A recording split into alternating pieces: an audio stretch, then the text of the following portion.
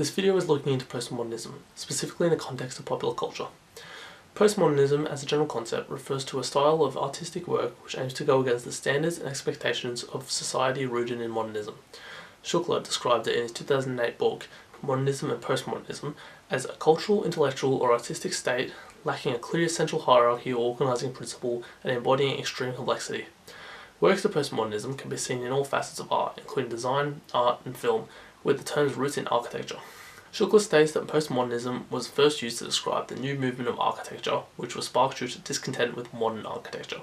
The movement later spread to other disciplines. Unlike modernism, postmodernism is very aesthetic-based, with a rather immediate focus upon breaking constructed rules, which can make a text extremely unusual and interesting. This can explain the success that much of postmodernism has had in popular culture, especially with its juxtaposition with modernism.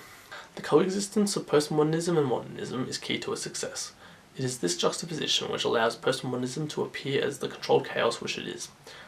This controlled chaos challenges audiences to question modern culture by looking at it from a different perspective and highlighting that all conceived truths are constructed as they are based off history and discourse. Through this, anything can be considered true depending on the context of the existence of that way of thinking. At its soul level, this is the aim of postmodernism. Postmodernism is identifiable through the use of parody, pastiche, self-reflexivity, and intertextuality, all of which contribute to its complexity and style. Parody functions as an absurd mocking aiming to create humour at the expense of another text. An example of parody is the Robot Chicken series, which has made parodies of a wide range of texts, notably Toy Story, DC Comics, and Star Wars.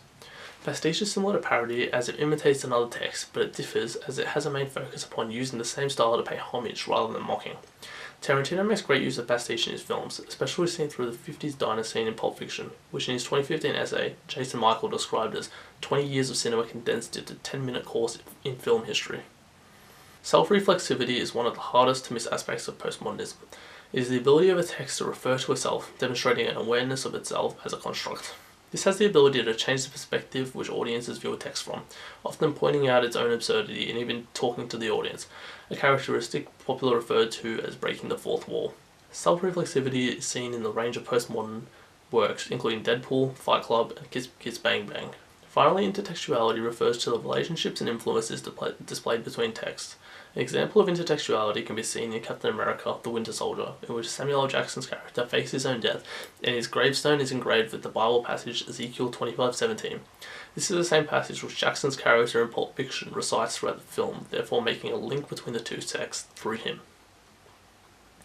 The example of Tarantino's work is a goldmine for postmodernism in popular culture. One such example is Inglourious Basterds, which is partially a parody of the 1978 film The Inglourious Basterds.